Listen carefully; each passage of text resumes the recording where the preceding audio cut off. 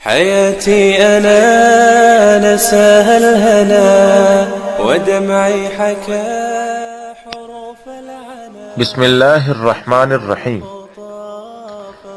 السلام علیکم ورحمۃ اللہ وبرکاتہ.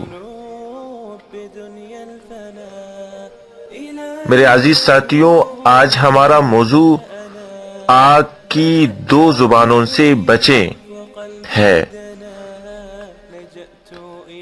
حضرت عمار رضی اللہ تعالیٰ عنہ کہتے ہیں کہ رسول اللہ صلی اللہ علیہ وسلم نے فرمایا، غور سے سنیے، رسول اللہ صلی اللہ علیہ وسلم کا ارشاد ہے، جو شخص دنیا میں دو رخا ہوگا، قیامت کے دن اس کے منہ میں آگ کی دو زبانیں ہوں گی. اور ایک دوسری روایت میں حضرت ابو ہریرہ رضی اللہ تعالیٰ عنہ کہتے ہیں کہ رسول اللہ صلی اللہ علیہ وسلم نے فرمایا، قیامت کے دن سب سے بدتر شخص وہ ہوگا جو فتنہ انگیزی کی خاطر دو منہ رکھتا ہے.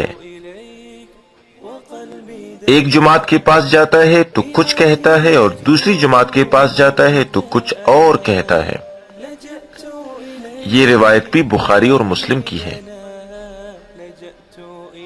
تو پیارے دوستو، دنیا کے کام چلانے کے لیے دو زبان رکھنا، دو رنگی کرنا، یہ بالکل بھی نامناسب ہے، کیونکہ اللہ کے نبی صلی اللہ علیہ وسلم نے ایسے شخص کو بدتر شخص فرمایا ہے کہ قیامت کے دن سب سے بدتر شخص ہوگا.